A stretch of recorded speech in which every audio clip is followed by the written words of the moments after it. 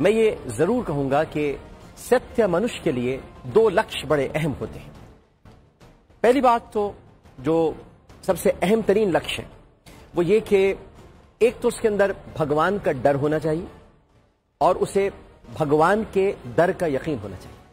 لیکن ارنب گوسوامی ایک ایسی شخصیت کا نام ہے کہ جس میں یہ دونوں لکش موجود نہیں ہیں، جو ایک ایسا اچھادھاری ناگ ہے جو شبدوں میں زہر بھر کر انسانوں کو ڈستا ہے، بلکہ انسانوں کو نہیں کہیں گے، ستیہ منشوں کو ڈستا ہے۔ پورے سنسار کو چھوڑ کر پرتھوی پر ایک پاکستان بچا ہے اس کے لیے کہ جہاں پاکستان میں کچھ بھی کوئی بھی ایسا عمل ہو جائے جو کہ بھارت نے کیا ہوگا، لیکن ارنب کو یہ بڑا مسئلہ رہتا ہے کہ یہ پاکستان نے کیا ہے، بھارت نے نہیں کیا۔ بھارت بہت کوئی معصوم سا ملک ہے جو کچھ نہیں کرتا۔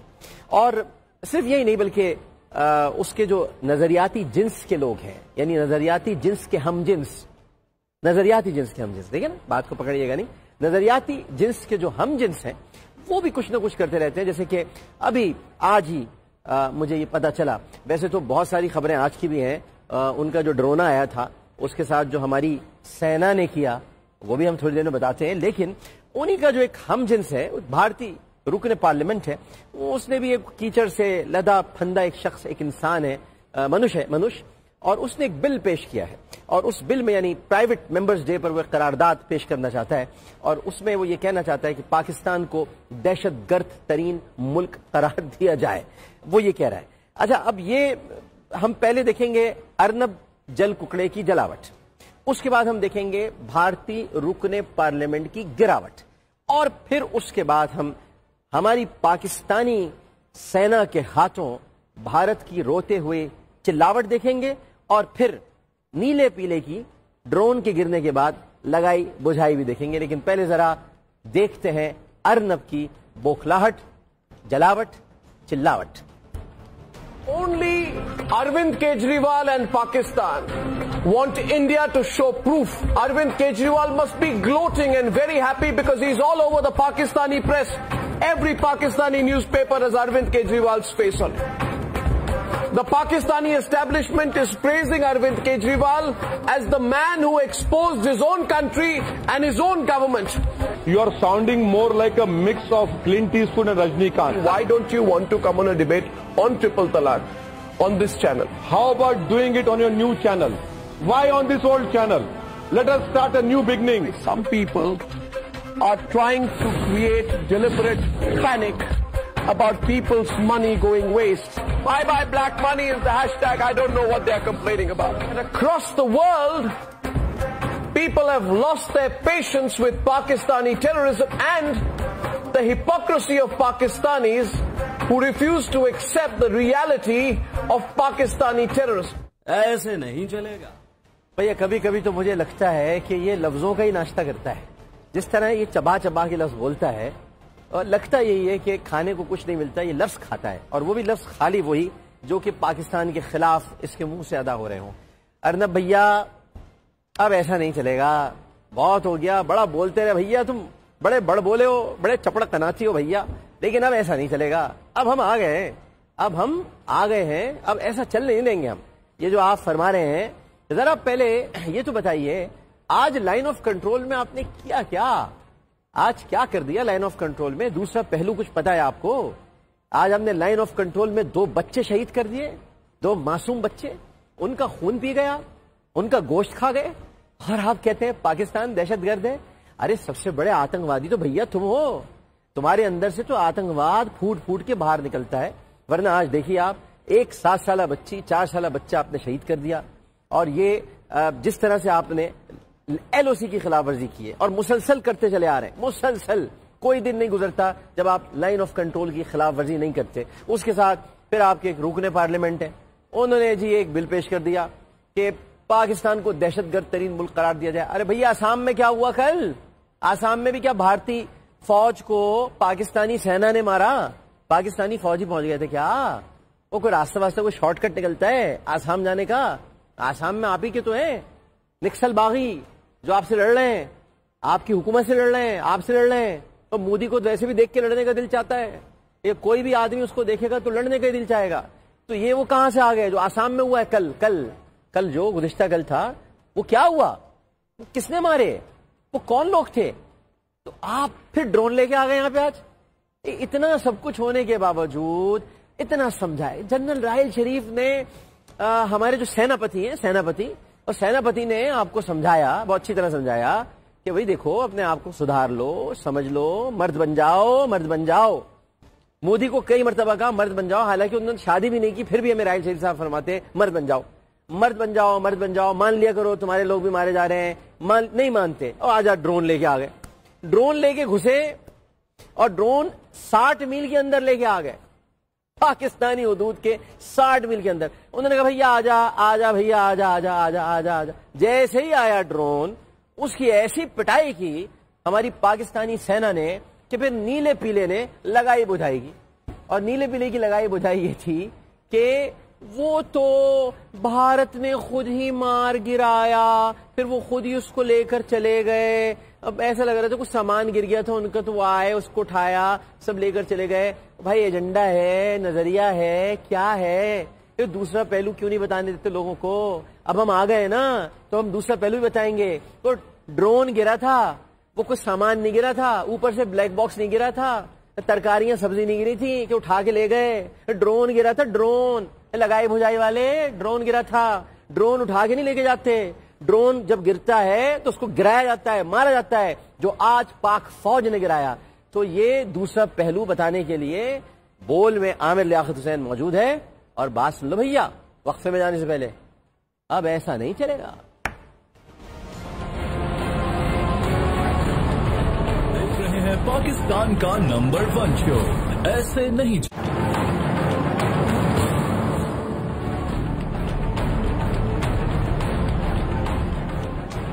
خوش آمدید۔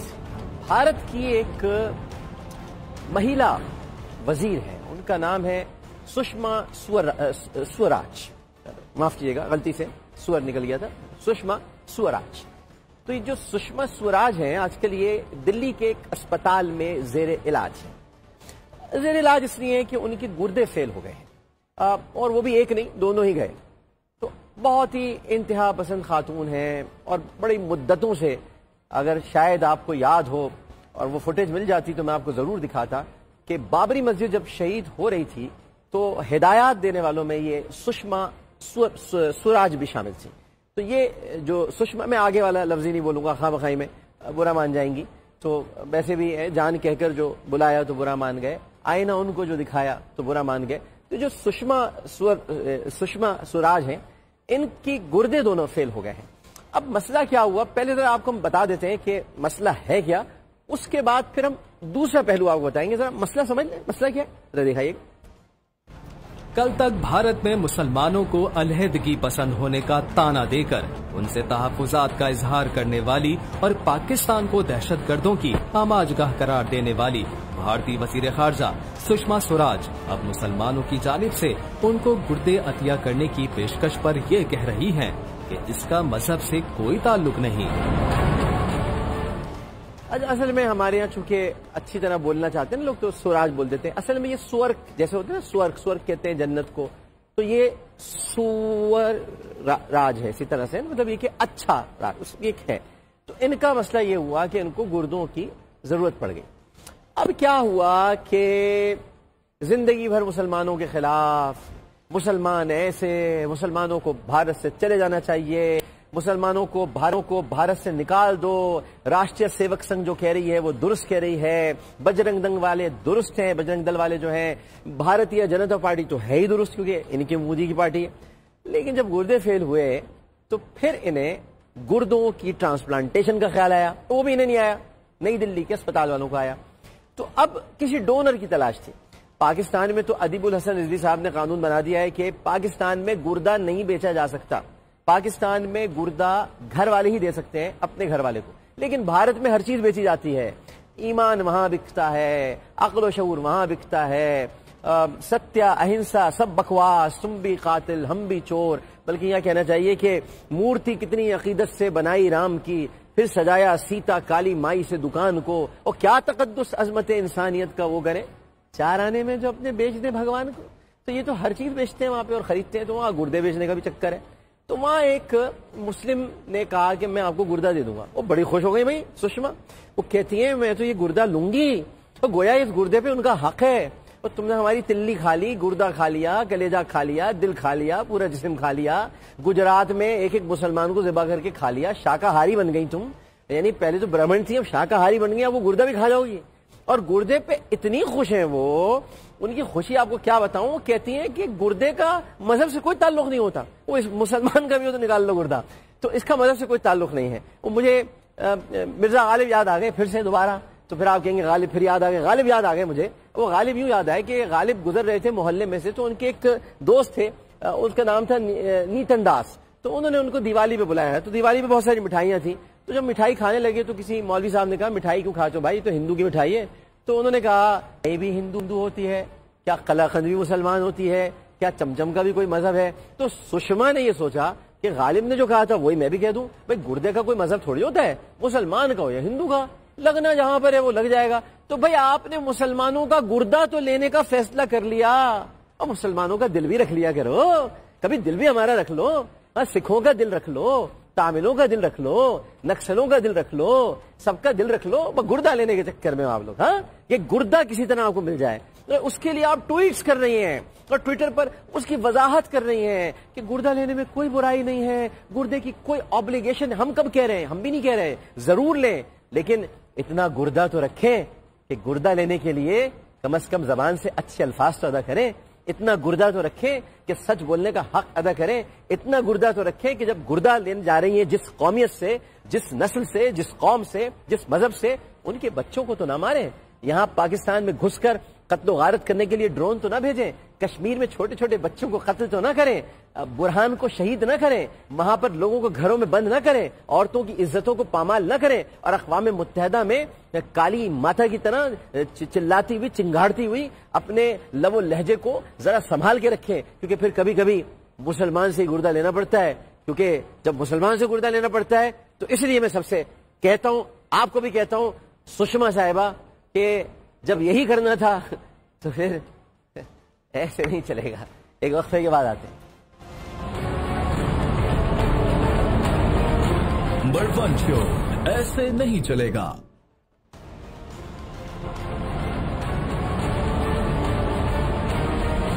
خوش آمدید. ایسے نہیں چلے گا, ہم ایسے نہیں چلے گا میں روزانہ آپ کو کچھ نئی نئی چیزیں بھی دکھایا کریں, کیونکہ ایسے تو نہیں چلے گا. تو آج جو ہم آپ کو دکھا رہے ہیں وہ ہے یہ چیز. مکسڈ مارشل آرٹس میں احمد مجتمع نے بھارتی حریف کو شکست دے دی. ایک بھرپور لات اور کرارے مکے کے بعد بھارتی احمد کے سامنے نہ ٹھہر سکا. احمد نے تمام پاکستانیوں کا سر فخر سے بلند کر دیا.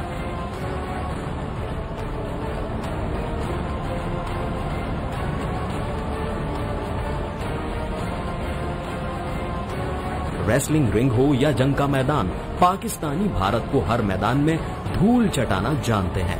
ہمیں احمد پر فخر ہے اور پاکستانی قوم اپنے دشمن سے بھی غافل نہیں ہے.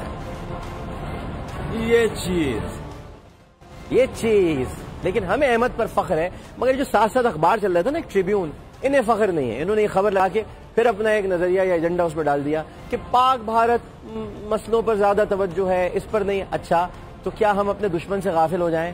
دشمن سے غافل ہو جائیں کیا؟ فتح کا جشن ہم ضرور منائیں گے, لیکن دشمن سے غافل نہیں ہوں گے جو لائن آف کنٹرول پر ہمارے بچوں کو مارنے کے لیے آتا ہے, جو کشمیر میں ہمارے بچوں کو قتل کر رہا ہے, جس نے پورے پاکستان کے اندر دہشت پھیلائی ہوئی ہے. دہشت گرد بھارت کو ہم نہیں بھول سکتے. ٹریبیون والوں, یہ نہیں ہو سکتا کہ آپ ایک پہلو دکھائیں اور دوسرا پہلو چھوڑ دیں. ہم دوسرا پہلو ضرور دکھائیں گے, کیونکہ ایسے نہیں چلے گا. ایک وقفے کے بعد نہیں چلے گا.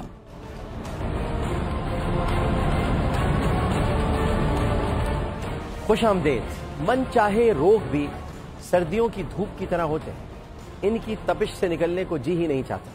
اور ایسے من چاہے روگ ہم نے خود لگا رکھے تھے جب تک کہ سب کچھ چل رہا تھا, لیکن اب ایسے نہیں چلے گا. تو یہ من چاہے روگ بھی ہمیں ختم کرنے ہوں گے. ایک ایسا ہی روگ جو ہم نے لگا رکھا ہے اور روزی کا لگا رکھا ہے, گوگل بابا کا روگ ہے. آئیے ذرا گوگل بابا کا ایک روگ دکھاتے ہیں آپ کو, اور پھر اس پر ٹوک کریں گے خواجہ نوید احمد صاحب. اور اس روک ٹوک کے ساتھ، یعنی یہ روگ ہے، پھر ٹوک ہے، اور پھر ایک روک ہے، وہ روک لگائیں گے صابر شاہ صاحب. لیکن ذرا گوگل بابا کو دیکھیں، گوگل بابا کیا کہہ رہے ہیں. دو پارٹیز کہہ رہی ہیں کہ ہمارے درمیان ٹرانزیکشن ہوئی، بیچنے والا کہہ رہا ہے میں نے بیچا، لینے والا کہہ رہا ہے میں نے لیا، اور وہ بتا رہا ہے کہ سورس کیا تھی. اور جب آپ عدالت جائیں اور کہیں کہ نہیں یہ دونوں جھوٹ بول رہے ہیں اور منی لانڈرنگ ہوئی، تو عدالت ان دونوں سے کہے گی کہ آپ ثبوت دیں. بے شک آپ دونوں کنفرم کر رہے ہیں اپنی پوری کی پوری ٹرانزیکشن اور آپ کے دادا تک، مگر ثبوت آپ ہی دیں. عدالت پٹیشنر سے کہے گی کہ بھائی آپ کوشچن کر رہے ہیں تو آپ ثبوت دیں گے منی لانڈرنگ. پہلی بات یہ ہے کہ جو کمپلیننٹ ہے وہ انویسٹیگیٹر نہیں ہوتا. اس کو پہلے یہ نہیں کہا جا سکتا جا چور کا کھرا ڈھونڈ، پھر چور گرفتار کر، پھر اس سے پولیس مقابلہ کر، اگر تو بچ گیا تو اس کے بعد اس کو کڑی لگا، واپس لا کے تھانے میں پیش کر، اس کے بعد اس کی پروسیکیوشن ہوگی. یہ جو ذمہ دار ادارے ہیں 5 ہیں پاکستان میں، ان میں سے 3 نے لکھ کے سپریم کورٹ کو دے دیا کہ ہم نے ابھی تک کچھ نہیں کیا، اور سپریم کورٹ کی آبزرویشن یہ تھی کہ آپ کچھ کرنے کا ارادہ نہیں رکھتے. اب آپ کے سوال کے دوسری مگر اس میں ایک یہ کہ اس میں کمپلیننٹ بار بار کہہ رہا ہے کہ میرے پاس ثبوت ہیں عدالت میں دینے کے لیے، اور اب کمپلیننٹ کا وہ وکیل جو چھوڑ گیا وہ کہہ رہا ہے کہ اتنے ہی ثبوت تھے جتنے میں نے دیے ہیں. اس کیس میں کمپلیننٹ بار بار کہہ رہا تھا سارے ثبوت میرے پاس عدالت کو دوں گا. میں عدالت کی اندر کی ابھی بات جان کے میں اس کا پوری اس کی بات نہیں کر رہا. اندر کی بات اندر آپ دیکھ لیں گے جب اگلی ڈیٹ آئے گی. جو مال مسروقہ جس کو ایک فریق کہہ رہا ہے وہ کہتا ہے میری جائز کمائی ہے، تو اس نے ثابت کرنا ہے نا جو کہہ رہا ہے میری جائز کمائی ہے. مال مسروقہ والا اگر یہ کہتا ہے کہ میں نے ڈکیتی نہیں کی، مجھے شہزادہ معظم نے دیے تھے، تو اس نے ثابت کرنا ہے کب دیے تھے، کس طرح دیے تھے. اور بین الاقوامی قوانین کے مطابق اس کو کانفلکٹ آف لا کا ایریا کہتے ہیں. کافی سارا میں نے بی بی کے مقدمات کے دوران اس کو اسٹڈی کیا، ابھی بھی پڑھتا رہتا ہوں. تو اس میں ان کو ہی ثابت کرنا ہے، کوئی دوسرا طریقہ اس میں نہیں آ سکتا. ہبہ کا قانون ہے، اگر آپ کو کوئی پراپرٹی کوئی گفٹ کرتا ہے تو زبانی ہبہ بھی قابل قبول ہے، اور اس کی 3 شرائط ہیں. ایک تو یہ ڈونر موجود ہو، ڈونی موجود ہو، یا دونوں موجود نہیں ہیں. اس کو چیلنج ہی کرنا پڑے گا. اس نے کب کہا ہے سب یہ دونوں موجود چیلنج ہی کرنا پڑے گا نا کہ ان کے ابا کے اور ان کے دادا کے جو تعلقات تھے وہ ویسے نہیں ہے جیسے خط میں بیان کیے گئے، اور 12 ملین درہم جو تھے وہ ویسے نہیں ہے. اس کو ثابت کیسے کیا جائے گا؟ مکمل کروں. اگر یہ کہتے میں نے پیسے دیے تھے تو پھر یہ بتاتے کیا ان کا ٹریل ہے. یہ تو کہتے ہیں کہ میری ریکلیکشن میں، میرے جو حسن خیال میں یہ بات آتی ہے، اردو میں کہہ سکتا ہوں کہ میرے ان کے شہزادہ معظم کے حسن خیال کے مطابق ان کے والد صاحب کے ان کے والد صاحب کے ساتھ بڑے تعلقات تھے، جن کے والد صاحب کو ان کے والد صاحب نے کچھ پیسے. شاہ زیب خانزادہ ایسے نہیں چلے گا، ایسے نہیں چلے گا یار، ایسے نہیں چلے گا بھائی. تو شہزادہ معظم کے بارے میں تو صابر شاہ صاحب سے جانیں گے، لیکن خواجہ نوید احمد صاحب یہاں پر موجود ہیں جو کہ جسٹس بھی رہ چکے ہیں، اب وکیل ہیں اور بہت ہی معروف نام ہے. اگر یہ جج ہوتے اور گوگل بابا اگر وکیل ہوتے تو کیا یہ جج رہتے یا حج پہ چلے جاتے؟ جی دیکھیں بات یہ ہے کہ اب انہوں نے اپنی طرف سے بڑی کوشش کی جی جو بھی اپنے آقاؤں کو ڈیفینڈ کرنے کی، لیکن نہیں ہو سکا. بابر اعوان بڑا شاطر وکیل ہے اور بڑا پرانا وکیل ہے اور میرا بڑا دوست ہے، اور وہ فوجداری وکیل ہے اور ٹرائل کا اوریجنل ٹرائل کا وکیل ہے. بات یہ ہوتی ہے کہ نارملی پروزیکیوشن میں جو پروزیکیوشن ہوتی ہے اس کو چارج پروف کرنا ہوتا ہے، لیکن جب کوئی ملزم کوئی اسپیشل پلی لے لیتا ہے تو برڈن آف پروف پورا کا پورا شفٹ ہو جاتا ہے اس کے اوپر. مثلاً ایک قتل ہوتا ہے، میں یہ کہتا ہوں صاحب یہ مجھے مارنے آ رہا تھا تو میں نے اپنے ڈیفینس میں اس کو مار دیا. صحیح. اب کیا ہوا کہ میں نے پلی لے لی اسپیشل سیلف ڈیفینس کی، اب سارا برڈن میرے اوپر شفٹ ہو گیا. صحیح. اب پروزیکیوٹر نے یہ ثابت نہیں کرنا کہ اس نے قتل لیکن کیا، وہ تو قانون دان بنے ہوئے تھے، یہ ثابت ہو گیا. اور گوگل بابا تو قانون دان بنے. تو وہ تو میں آپ کو سمجھا رہا ہوں. تو اب اس نے یہ ثابت نہیں کرنا کہ یہ قتل ہو گیا. کیوں کہ یہ تو میں نے پلی لی. مگر وہ تو کہہ رہے ہیں کہ مدعی ثبوت لے کے آیا جائے. بھائی مدعی نے تو شکایت کی ہے، مدعا پیش کر دیا، شکایت کر دی. اب آگے یہ ہے کہ جو سامنے والا تھا اس نے وہ اگر خاموش رہتے تو یہ تھا کہ بھئی یہ پروف کرے. تو خواجہ صاحب یہ جو قانونی معاملات پر اتنی زیادہ تیزی کے ساتھ گفتگو ہوتی ہے، جو چلتا چلا آ رہا ہے جو کہ اب ایسے نہیں چلنا چاہیے، تو کیا ہوتا ہے جب زیادہ بولنے لگتے ہیں لوگ؟ تو ہوتا کیا ہے؟ کچھ ہوا ہے؟ میرے کچھ کل پرسوں کچھ ہوا ہے یا آج ہوا ہے؟ کچھ ہوا ہے؟ سر جو زیادہ بولتا ہے وہ پکڑا جاتا ہے، اور پھر آپ نے تو کہہ رکھا ہے کہ اب ایسے نہیں چلے گا. ایسے نہیں چلے گا. کیسے چلے گا؟ ایسے تو نہیں چلے گا. لیکن قانونی معاملات پر جو سب جوڈس کیس ہوں ان پہ بہت احتیاط کے ساتھ گفتگو کریں، ورنہ ایسے نہیں چلے گا. بریک لگا کے چلنا ہینڈ بریک لگا کے چلنا چاہیے، ورنہ ایسے نہیں چلے گا. کیونکہ پھر سب جوڈس میٹر ہے، سب جوڈس میٹر ہے. اور پھر آج اور جج کو جج رہنے دے، خود جج نہ بنے. جج کو جج رہنے دے. 5 جج بیٹھ کے فیصلہ کر رہے ہیں تو بھائی ان کو کرنے دو. خود سج دھج کے بیٹھے رہے، جج نہ بنے. سج دھج کے بیٹھے، وہ ان کا کام ہے، ان کو کرنے دیں. ان کا جو فرض ہے آپ اپنا کام کریں. بالکل ٹھیک ہے. صابر شاہ صاحب ہمارے ساتھ ٹیلی فون لائن پر موجود ہیں. صابر شاہ صاحب ایک بہت زبردست कॉलम निगार हैं, तजिया निगार हैं, सहाफ़ी हैं, सीनियर सहाफ़ी हैं, मैं उस्तादों में से हैं। अस्सलाम वालेकुम साबिर शाह साहब। वालेकुम अस्सलाम आमिर भाई, कैसे मिजाज हैं आपके, खैरियत से? मैं ठीक हूँ, शुक्र अल्लाह का। अच्छा साबिर शाह साहब, बड़ा ये शहजादा मुअज्जम का जिक्र हो रहा है कुछ, एक तो इनके बारे में हमें बताइए, और एक कोई काजी फैमिली केस था जिसको बिल्कुल भी नजरअंदाज कर दिया गया है, उस पर बात ही नहीं हो रही क्योंकि सब ऐसे ही चल रहा है। हालांकि ऐसे नहीं चलेगा, जो चलना चाहिए वैसे चलना चाहिए और वैसे नहीं चल रहा। तो कुछ हमें बताएंगे साबिर शाह? अगर में बात यह है कि ये जो मौजूदा अमीर कतर हैं शेख तमीम जी, 36 साल इनकी उम्र है, रिश्ते में ये रिश्तेदार हैं बड़े करीबी हमद बिन जासिम के, जिन्होंने नवाज शरीफ साहब के लिए ये खत लिखा। सही ज़हन में रहे कि 2013 में हमद बिन जासिम को अमीर कतर ने वजीर आजम और वजीर खारजा के ओहदे से हटा दिया। सही। अगरचे हमद बिन जासिम कमोबेश 1300 अरब रुपए के मालिक हैं गार्डियन अखबार के मुताबिक, हाँ। और शरीफ फैमिली को लंदन फ्लैट्स खरीदने के लिए कर्ज देने की सलाहियत भी रखते हैं, हाँ। मगर उन्होंने अपने लेटर में लिखा आई एम इन्फॉर्म्ड, यानी उन्हें अपने खानदान के साथ शरीफ फैमिली के कारोबारी मरासिम के मुतल्लिक बताया गया। हाँ। ये तो हेयर से एविडेंस है which is not admissible in the I of the law at all and it is not a legal tender. मैं आगे चलता हूँ कि हमद बिन जासिम जब कतर के वजीर खारजा थे तो सबसे पहले बैन अल-अक़वामी शख्सियत थे जो नवाज शरीफ को कराची जेल में मिलने गए। अच्छा। हाँ जी, और शाह अब्दुल्ला की जानिब से मीडिएटर भी मुकर्रर किए गए ताकि मुशर्रफ हुकूमत से नवाज शरीफ की रिहाई के लिए मुज़ाकरात किए जाए, और सऊदी अरब में जलावतनी के दौर में नवाज शरीफ से मुस्तकिल राब्ते में रहे। तो बहुत पहले से चल रहा है सिलसिला। जी हाँ, जी हाँ। अब मैं आपको ये भी बताता हूँ कि हमद बिन जासिम के दादा कतर के जासिम बिन मोहम्मद उल सानी के सगे भाई थे जी, यानी मौजूदा अमीर कतर शेख तमीम के वालिद जो है ये इनके रिश्तेदार हैं। लेकिन एक बात ध्यान में रखें कि 1995 में जब मौजूदा अमीर कतर शेख तमीम के वालिद ने अपने वालिद को तख्त से महरूम किया तो कतर की सल्तनत ने शेख तमीम के दादा और हमद बिन जासिम पर लंदन में केस किया कि उन्होंने कतर के कानून के खिलाफ बहुत सारा पैसा लंदन और स्विट्जरलैंड मुंतकिल किया। ओह, पुराने पापी हैं। जी जी जी, भी 1999 की बात है। अब वर्ल्ड बैंक का एक इंस्टीट्यूशन है। अच्छा, पुराने पापी है जब भी पापा को बचा रहे हैं। जी, मैं आपको यहाँ लेके आ रहा हूँ आमिर भाई। जी, वर्ल्ड बैंक का एक इंस्टीट्यूशन है स्टोलन एसेट रिकवरी। हाँ। ये भी अपनी एक रिपोर्ट में लिखता है कि ये सारा इसने माजरा बयान किया कि जब लंदन के रॉयल जर्सी कोर्ट में ये केस इख्तिताम पजीर था तो अचानक बरतानवी इदारों ने इन्वेस्टिगेशन बंद कर दी और केस खत्म हुआ। हाँ। ये जहन में रहे कि रिश्तेदारी की बदौलत और मजीद गंद फैलने को रोकने से अमीर कतर ने तो लेटर दे दिया होगा, लेकिन गार्डियन अखबार लिखता है he is the man who ons half of London, और इंडिपेंडेंट लिखता है he is the man who ons London. अब ये सिर्फ पैनामा लीक्स में नहीं है, फोर्ब्स मैगजीन के मुताबिक। क्या बात? मेरी एक बात सुन लीजिए। एक टॉर्चर केस है जिसमें इन्होंने डिप्लोमेटिक इम्यूनिटी इन्वोक की इस साल जनवरी में। एक ऑफिशियल स्पोक्समैन थे फवाद कतर के। अच्छा, वहाँ भी फवाद है? हाँ जी, उनसे वहाँ भी फवाद है। जी, एक जमीन मांगी दोहा में, वहाँ भी उन्होंने देने से इनकार किया। ऐसे तो नहीं चलेगा जी। हाँ। उन्होंने देने से इनकार किया, इन्होंने उनको टॉर्चर किया और 18 महीने सॉलिटरी कन्फाइनमेंट में रखा, कैद तन्हाई में। अब बरतानिया की अदालत में केस इसलिए चला कि वो जिस कतरी स्पोक्समैन फवाज को इन्होंने मारा और कैद में रखा वो ब्रिटिश सिटीजन भी था।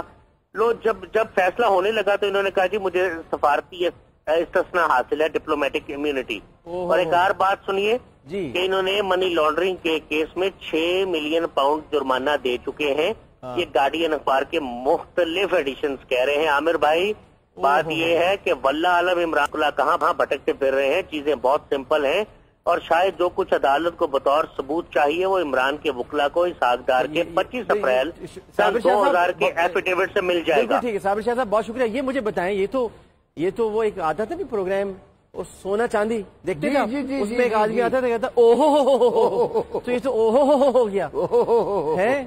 ये तो क्या चल रहा है ये साहब? ये तो बहुत पुरानी, ये तो ट्रेल मिल रही है, ये तो बहुत पुरानी लाइन है, ऐसे तो नहीं चलेगा। शाह साहब ने फिर रिसर्च वर्क किया ना, बहुत जबरदस्त रिसर्च वर्क है। चाहिए कि ये इमरान खान के साथ शेयर करें, ये है ना, बिल्कुल जरूरी है। क्या आपने तो बोलना नहीं इसमें ज्यादा। ठीक है, चले मैं आपको नहीं बुलवाता, लेकिन हम आपको एक तहरीर یعنی تراشا دکھاتے ہیں. اب تحریر اس طرح سے بن گئی کہ ظاہر ہے کہ وہ ایک تراشا ہے, ایک بہت بہت بہت بہت بہت بہت بہت بہت بڑے اخبار کا ہے, بہت بڑے اخبار کا ہے.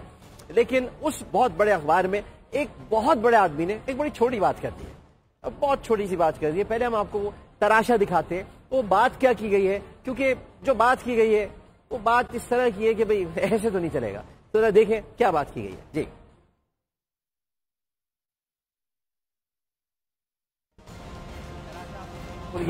اور اس تراشے میں خاص طور پر جو نشاندہی کی جا رہی ہے وہ فضل الرحمان صاحب کے ایک جملے پر کی جا رہی ہے. وہ جملہ بڑا ہی اہم جملہ ہے, او ہو بڑا اہم جملہ ہے. اس کے بعد اسٹیٹسٹکس آپ کے سامنے آئیں گے, اعداد و شمار. جملہ یہ ہے کہ دیگر ممالک میں بھی, تو میں اس کی مفہوم بیان کر دیتا ہوں آپ کے سامنے, کہ دیگر ممالک میں بھی تو یہ پیناما کیس آیا ہے, اور پیناما کے اندر جب دیگر ممالک کے سربراہان بھی شامل رہے ہیں, ملوث رہے, تو ان کے ساتھ تو ایسا نہیں ہوا جو یہاں پر ہو رہا ہے.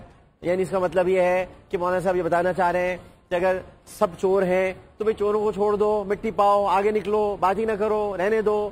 کیا کریں صاحب کہہ سکتے ہیں مولانا صاحب, اس لیے کہہ سکتے ہیں کیونکہ مولانا صاحب نے ایک زمانے میں کہا تھا کہ امریکہ اگر کتا بھی مارے گا تو میں اسے شہید کہوں گا.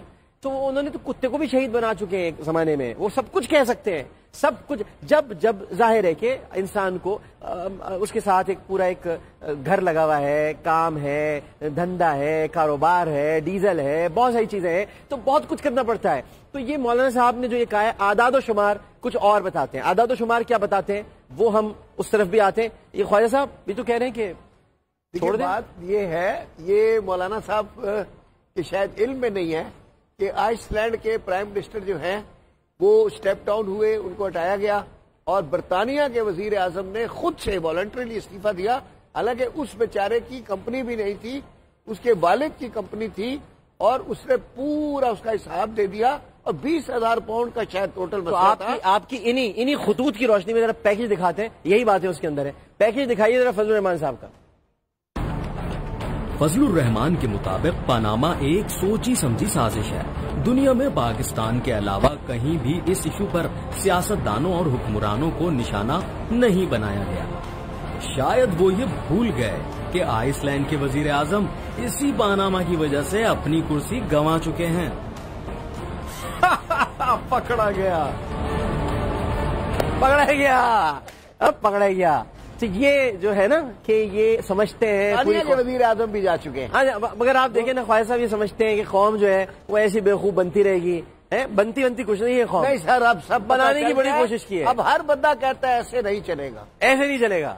یہ تو اب ہر بندہ. آپ کو پتہ ہے 2 گھنٹے پہلے اعتدال صاحب کو بھی بنانے کی کوشش کی گئی, وہ بھی نہیں بنے. ہاں نہیں, وہ کیسے بنیں گے سر؟ 2 گھنٹے پہلے کیسے؟ ماہر قانون دان ہے. نہیں, 2 گھنٹے پہلے کیسے بنے گا کوئی؟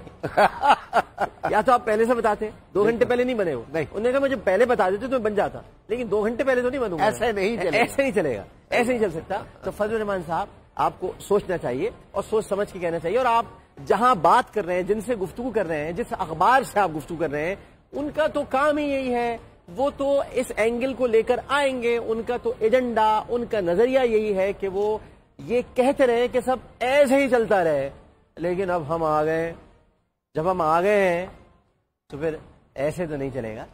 تو اب ہم آپ کو تھوڑا سا خواجہ صاحب اس پر ایک کامنٹ میں آپ کا اور چاہوں گا کہ یہ کہہ دینا, چلیے اس بات کو چھوڑ دیجئے, یہ تو اب آپ نے بھی مثالیں دے دی, ہمارے پاس بھی اسٹیٹسٹکس موجود ہیں, لیکن ویسے بھی اخلاقی طور پر کیا یہ مناسب ہے کسی مولانا کے لیے جو شریعت کا علم بھی رکھتا ہو, جس کے پاس سیدنا فاروق اعظم رضی اللہ تعالیٰ عنہ کی مثالیں ہوں عدل اور انصاف کی, جس کے سامنے سیدنا علی المرتضیٰ کرم اللہ وجہہ الکریم کے عدل کی مثالیں ہوں, وہ شخص جو عالم ہو, جو عالم ہونے کا دعویٰ کرتے ہو, وہ یہ کہ چھوڑ دو رہنے. بس یہ جو بات ہے آپ نے خود ہی ساری بات کر دی کہ جو علم والے لوگ ہوتے ہیں اور پھر جو اللہ والے لوگ ہوتے ہیں تو ان کو سچ بولنا چاہیے ہر حالت میں. اول تو ہر آدمی کو سچ بولنا چاہیے, لیکن اگر وہ اس طرح کے الفاظ یا اس طرح کے بیان دے کے کسی ملزم کی پردہ پوشی کر رہے ہیں تو پھر پتہ نہیں, یا تو وہ انہوں نے وہی آیت ہے وہ جو کہتے ہیں اللہ 70 پوش ہے, وہ ان کا پردہ رکھ رہے ہیں. اگر 1400 برس پہلے ہوتے, 1438 برس پہلے ہوتے, ہجری سال میں اگر چلتے ہیں, تو جب ایک قبیلے کی عورت تھی فاطمہ, جی, اس کا جب کیس آیا تھا تو آپ نے اپنی صاحبزادی کا ذکر سرکار دو عالم صلی اللہ علیہ وآلہ وسلم نے کیا. حالانکہ بی بی فاطمہ الزہرا بے میری جان قربان, وہ تو ہم سوچ بھی نہیں سکتے، لیکن آپ نے چونکہ فرمایا کہ میری بیٹی فاطمہ بھی ہوتی اگر یہ کرتی تو میں اس کے، تو اگر یہ ہوتی 1438 ہجری پہلے کیا جو تھا قد طویل تھا، تو انہوں نے جب وہ چادر بنایا کرتا تو انہوں نے پوچھا کہ ایک چادر میں تو آپ کا کرتا بن نہیں سکتا، تو آپ نے کیسے بنایا؟ انہوں نے بتایا کہ ایک چادر میرے بیٹے کی چادر تھی، اس کو ملا کے میں نے بنایا ہے 2 چادروں سے کرتا۔ یعنی ایک چادر کا حساب خلیفۃ الوقت سے لوگ مانگ رہے ہیں کہ آپ بتائیے، اور یہ مولانا ہو کر یہ دین جانتے ہیں، ہم تو ان کے سامنے طالب علم ہیں، یہ بہت بڑے عالم ہیں، بہت بڑے عالم، مولانا مفتی محمود کے صاحبزادے ہیں بھائی، وہ تو جنہوں نے کانسٹیٹیوشن بنایا ہے 1973 کے کانسٹیٹیوشن میں مولانا مفتی محمود علیہ الرحمہ کا بہت بڑا کردار ہے۔ مولانا کوثر نیازی نے اسمبلی میں جملہ کہا تھا کہ اللہ نے آپ کو بیٹا دیا، ہمارے ساتھ تعاون کریں، ہو رہا تھا، مفتی محمود صاحب کا صاحبزادہ پیدا ہوا تھا۔ لیکن اگر آج بھی مفتی محمود صاحب زندہ ہوتے تو فضل الرحمان صاحب کو دیکھ کے پتہ ہے کیا کہتے؟ ایسے نہیں چلے گا، ایسے نہیں چلے گا بیٹا، کیونکہ میں نے بڑی مشکل سے کانسٹیٹیوشن بنایا ہے، میں مولانا نورانی، شاہ احمد نورانی، مفتی محمود صاحب، مولانا کوثر نیازی، پروفیسر عبدالغفور احمد صاحب، تاریخ کے بڑے بڑے نام ہیں، ہم نے مل کر قانون بنایا ہے، آئین بنایا ہے کہ کرپٹ لوگوں کو پکڑیں گے، تم کہہ رہے ہو چھوڑ دو، بیٹا ایسے نہیں چلے گا، ایسے نہیں چلنے والا ہے۔ اچھا میں آپ کو ایک اور چیز بتا دوں، ایک اور چیز بھی نہیں چلے گی، کامنٹ لیں گے خواجہ صاحب سے۔ بھائی دیکھیے ابھی کچھ عمارتیں میں آپ کو دکھانا چاہتا ہوں، وہ ذرا عمارتیں آپ توجہ سے دیکھیے گا، غور سے دیکھیے گا، اور وہ عمارتیں دیکھنا آپ کے لیے بہت ضروری ہے۔ ایک عمارت تو وہ ہے، پہلے تو میں آپ کو ایک تصویر دکھاتا ہوں، بلکہ تصاویر پہلے دیکھ لیں آپ، پھر عمارتیں آپ کو دکھاتے ہیں۔ تصاویر ہم آپ کو دکھا سکتے ہیں، ہمارے وزیر اعظم صاحب جناب محمد نواز شریف صاحب، اللہ تعالیٰ ان کا سایہ ان کے اہل خانہ پر تادیر سلامت رکھے، وہ ان کے سائے میں ان کے بچے پروان چڑھے، لیکن نواز شریف صاحب جو ہیں وہ بھی بیمار ہیں، وہ بھی بائی پاس کے عمل سے گزرے تو وہ بیمار شریف ہوئے۔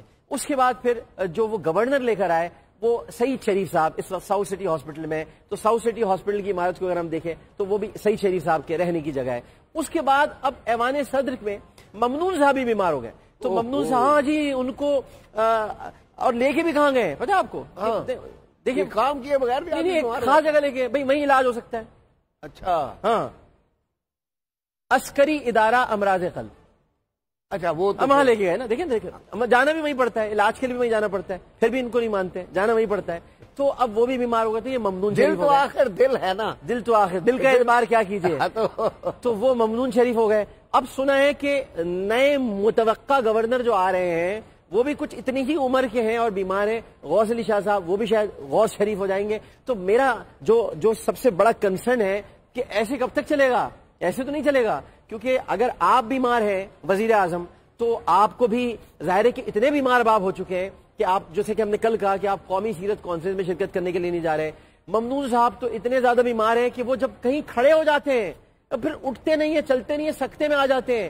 بہت دیر تک طیب اردوغان ان کو دیکھتے رہے، جو لوگوں نے ان کو بتایا کہ دیکھیے مت، یہ صدر ہیں، یہ بولتے ہیں، ہنستے ہیں، کھیلتے ہیں، مسکراتے ہیں، جب وہ ہلے جلے تب پتہ چلا کہ یہ صدر مملکت ہے۔ اسی طرح سے ہمارے سعید الزماں صاحب، اللہ تعالیٰ انہیں صحت دے، تندرستی دے، لیکن یہ جتنے بیمار شریف ہیں کیا یہ پاکستان کا مقدر بن گئے؟ خواجہ صاحب صحیح تھا، بہت بڑے آدمی ہے سر، ہمارے چیف جسٹس پاکستان تھے، اور بیماری کی حالت میں اب ان کو یہ آفر دی گئی، بہت لیٹ دی گئی، وہ یہ بہت پہلے ڈیزرو کرتے تھے۔ لیٹ دی گئی تو اب دیکھیں نا، اب تو وہ لیٹ سے 2 طرح کے لیٹ ہوتے ہیں نا، اب ایسا بھی نہ کرے انسان کی جب اس طرح پہنچنے والا ہو تو اسے اتنا لیٹ دیا جائے۔ حالانکہ سعید الزماں صاحب آپ کے تو بہت اچھے ظاہر مراسم رہے ہوں گے، میری کتاب کا پریفیس انہوں نے لکھا، لیکن پریزیڈنشل کینڈیڈیٹ بھی رہے تھے نا، جواں مردہ، میری کتاب کا پریفیس، لیکن پریزیڈنشل کینڈیڈیٹ رہے تھے، صاحب نے لکھا، پریزیڈنٹ کے کینڈیڈیٹ تھے، 250 ووٹ دیے تھے۔ اس کے علاوہ پی سی او کے تحت حلف اٹھانے سے بھی انکار کر دیا تھا۔ سر یہ بہت بڑی بات ہے، ہیرو ہے، hero, he decline to take oath, اس کا ان کو جو ہے اب جا کر صلہ ملا ہے۔ تو وہی تو بات ہے نا کہ صلہ جب دیا جب مطلب ہم نے مانا کہ تغافل نہ کرو گے، لیکن خاک ہو جائیں گے ہم تجھ کو خبر ہونے تک، اس وقت صلہ دیا جب صلے کی ضرورت نہ رہی۔ صحیح بات ہے، جب صلے کی ضرورت نہیں رہی تھی، تو یہ